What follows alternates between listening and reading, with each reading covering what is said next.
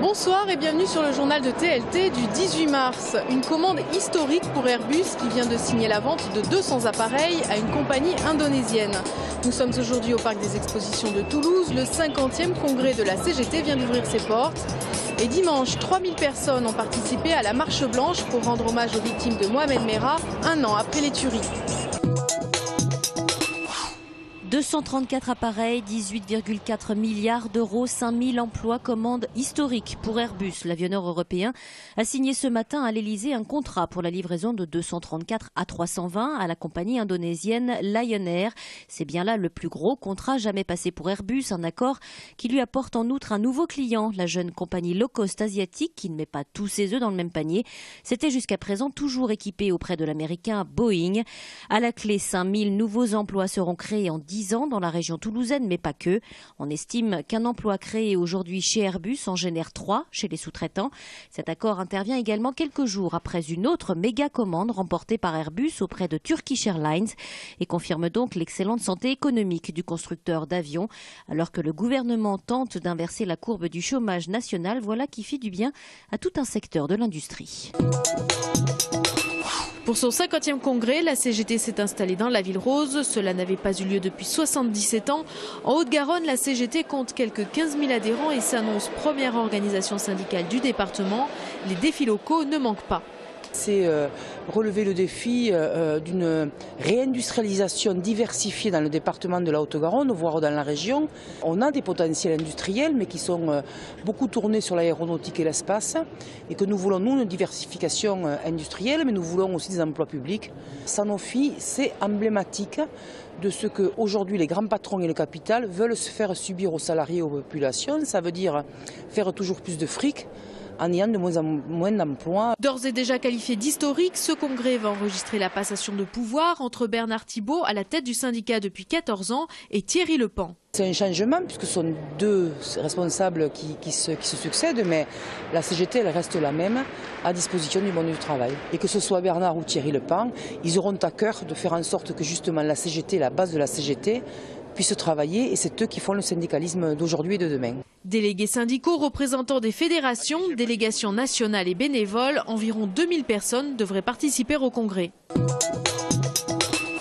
Une marche blanche pour se souvenir. Hier matin, 10 h, ils étaient près de 2000 personnes dans les rues de Toulouse, de toute origine, de toute confession, de toute sensibilité, marchant les uns avec les autres en silence. Nous sommes en train de terminer l'année du deuil et pour nous ce qui est important c'est au-delà de la douleur, au-delà de l'émotion, au-delà du souvenir des victimes et du soutien que nous devons apporter à leurs familles, c'est d'exprimer l'unité de la nation, l'unité de la République pour lutter contre l'antisémitisme, contre le terrorisme, contre la montée de ce communautarisme et de l'islam radical. Les musulmans aujourd'hui en France sont appelés à exprimer leur rejet catégorique à toute forme d'intégrisme radical. Et les valeurs de l'islam n'ont rien à voir avec ce que nous avons vécu l'an dernier autour de la tuerie de Merah. En tête du cortège, Samuel Sandler et Latifa Ibn Ziaten, main dans la main. Tous deux ont perdu leur fils sous les balles de Merah il y a un an. De nombreux Toulousains, anonymes, étaient là aussi, venus témoigner leur solidarité aux familles des victimes. Je suis toulousaine et j'ai été traumatisée par ce qui s'est passé à ce moment-là. Disons que ça laissera des traces, comme tous les moments douloureux, ça laisse forcément des traces.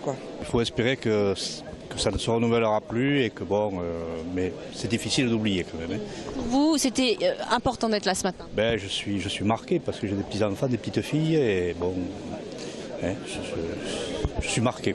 Nous sommes très émus, bien évidemment, et c'est avec beaucoup de douleur que nous pensons aux familles. Bien sûr, de nombreux représentants des communautés juives et musulmanes de Toulouse et de France étaient là avec un message d'unité et de fermeté. Ce matin, nous n'étions pas à la synagogue, nous étions ici à Toulouse, au cœur de la ville, pour dire et entendre les valeurs de la France, qui sont des valeurs que nous aimons, qui sont des valeurs en lesquelles nous croyons et qui sont des valeurs que nous transmettons. Si on ne tire pas un enseignement d'une mort, c'est qu'on n'a rien compris. Aujourd'hui, notre défi, c'est de savoir soutenir l'islam des Lumières contre l'islam des ténèbres. C'est ça les défis. Pierre Cohen, le maire de Toulouse, puis François Hollande se sont exprimés. Le chef de l'État qui a rappelé que la démocratie est toujours plus forte que le fanatisme.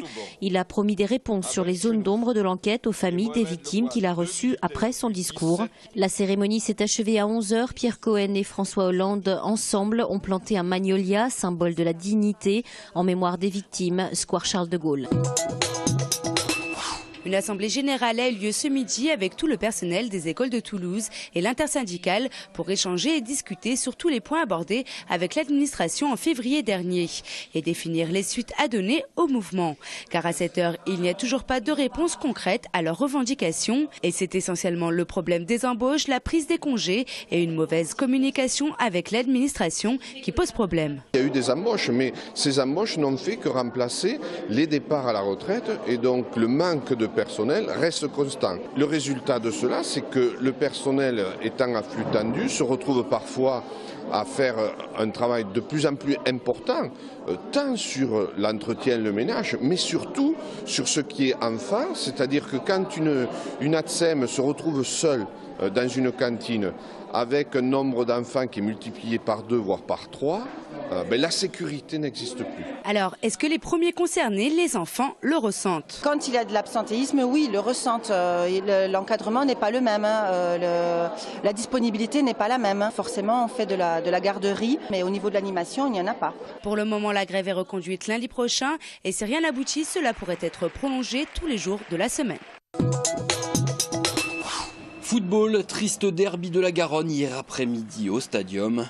Les joueurs d'Alain Casanova ont manqué d'entrain et de réussite face à des Bordelais émoussés. Déchets techniques, nombreux hors-jeu, le spectacle n'était pas au rendez-vous. Au final, un morose 0-0, un match qui ne restera pas dans les annales, loin de là. Franchement, on s'est emmerdé. C'est bien, vous êtes resté jusqu'à la fin, c'est bien. Le sourire de l'entraîneur bordelais contraste avec la mine défaite du Toulousain Franck Tabanou. C'est vrai qu'on est frustré parce que je pense qu'on doit remporter ce match. Et puis on perd 2 points. Le TFC reste 11e de cette Ligue 1 à l'aube de la 30e journée du championnat. Prochain adversaire, Ajaccio, histoire d'assurer quasi définitivement le maintien. Rugby, auteur d'un tournoi des 6 nations très mitigé, le 15 de France termine 6e et dernier malgré la victoire ce week-end face à l'Écosse. Les nombreux Toulousains impliqués dans cette compétition expliquent le déficit dans le jeu par un manque de confiance malgré la qualité du groupe. Si on se penche sur les performances individuelles, Maxime Médard a signé son retour en bleu grâce à cet essai. Johan Huget a été solide à son poste d'arrière durant tout le tournoi. Surtout, Picamol a été le leader de cette équipe renouvelée, sa puissance se révélant indispensable au 15 de France. À l'espace EDF Bazacle, dans le quartier Saint-Pierre à Toulouse, on peut découvrir un univers ludique et interactif autour de la flore. Et on peut apprendre Qu'est-ce que la biodiversité, où on va rappeler le rapport des plantes avec le reste de l'environnement, les animaux. Et en fait, la démonstration finale, c'est de dire que la biodiversité est l'idéal. Donc sommes-nous vraiment en symbiose avec la plante? Elle est importante dans sa place au sein même de la biodiversité, puisque la plante toute seule, elle ne pourrait pas complètement exister non plus. Elle a besoin d'échanges avec notamment les micro-organismes, les champignons, les mycorhizes. Et donc c'est un tout. Cette exposition originale est à découvrir jusqu'au 5 mai prochain. Alors, dites-le avec des fleurs.